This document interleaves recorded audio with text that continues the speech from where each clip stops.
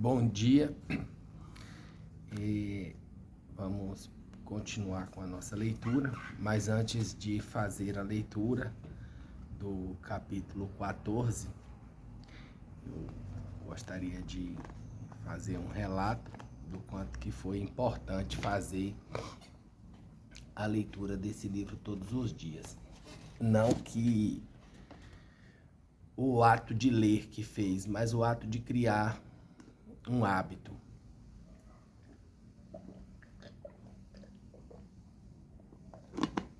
Quando a gente consegue criar um hábito, é muito importante para o nosso autocontrole.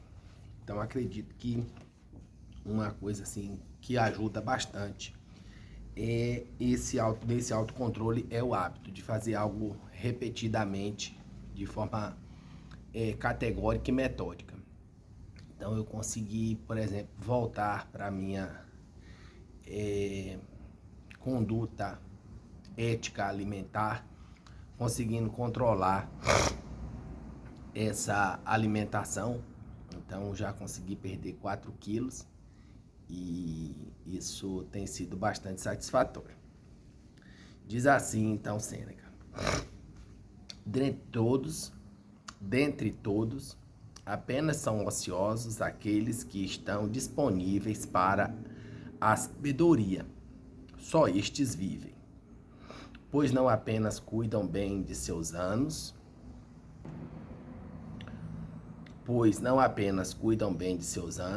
mas também a eles adicionam toda a eternidade. Cada um dos anos que passaram diante deles foi creditado, a não ser que sejamos os mais ingratos. Aqueles mais famosos fundadores de pensamentos sagrados nasceram para nós. Para nós, prepararam o caminho para a vida. Somos conduzidos às coisas mais belas, tirados das trevas até a luz por esse trabalho alheio.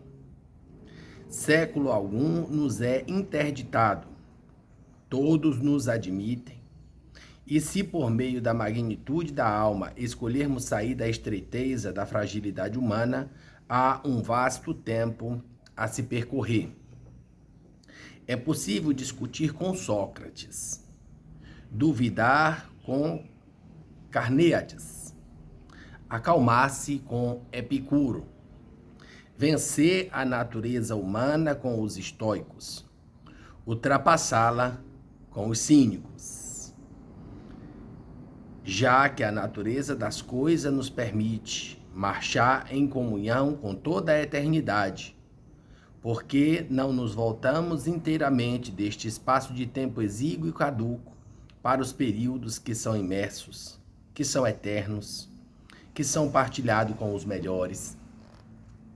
Estes que correm entre deveres, que inquietam a si e aos outros, depois de ficarem insanos, depois de perambularem continuamente à soleira de todos e de não terem ignorado nenhuma porta aberta, depois de terem feito circular sua saudação interesseira pelas casas mais diversas, quão pouco eles poderão ver de uma cidade tão imensa e dilacerada por vários desejos.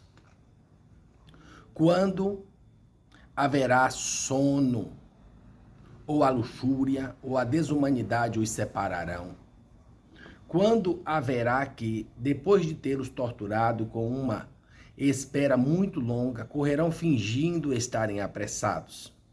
Quantos evitarão aparecer no átrio lotado de clientes e fugirão por passagens secretas de sua casa, como se fosse menos descortês enganar do que excluir?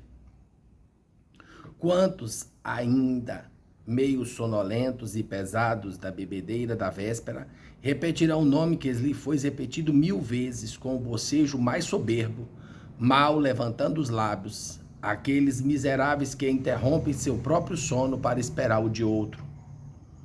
Podemos dizer que se aplicam a verdadeiros deveres aqueles que desejam ter total intimidade diariamente com Zenão, com Pitágoras e Demócrito, e outros supervisores das boas artes, como Aristóteles e Teofrasto. Nenhum destes estará ocupado, nenhum vai se despedir de quem os procura sem torná-lo mais feliz, mais amante de si mesmo. Nenhum permitirá que alguém parta de mãos vazias. Eles podem ser encontrados por todos os mortais, de noite ou de dia, de noite e de dia. Eu usei uma disjuntiva, mas é uma conjuntiva. Pode ser feito de dia e de noite. Dentro dessa perspectiva deste capítulo, parece-me que Sêneca, após tecer uma grande crítica aí nos últimos 3 capítulos à questão da ociosidade e daqueles que consideram a vida ociosa como sendo boa, de que a verdadeira ociosidade ela precisa ser dedicada à sabedoria e não é necessário, né, muita coisa para se encontrar esta sabedoria. Os escritos filosóficos dos nomes citados por ele podem conduzir-nos a este encontro, né? É claro que me parece que Sêneca aqui segue num caminho um pouco platônico do processo do entender para fazer, que eu acho que funciona com algumas pessoas. Outros talvez encontrarão a sabedoria apenas na prática, então fazendo para entender. Acredito que são as duas divisões que existe dentro da elevação do mundo prático, né? Ou eu entendo para fazer, ou eu faço para entender. Ontem eu falava com os meus alunos sobre isso. E que, às vezes, a nossa dificuldade é em não compreender isso. Tem gente que só entende fazendo. Tem gente que entende e só depois faz. Ao encontrar este conhecimento de si, é possível, então, a gente dizer que essa sabedoria, e aqui é algo meu, né?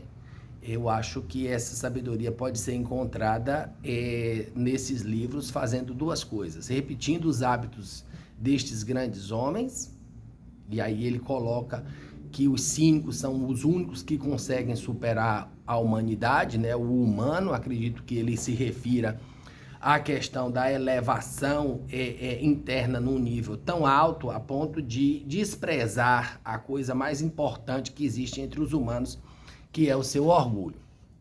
Enfim, nesta semana, então, nós estamos no 14, restam apenas 5. Então, acredito que na semana, amanhã é sábado, e se você assistiu a esse vídeo e gostou, dá uma curtida.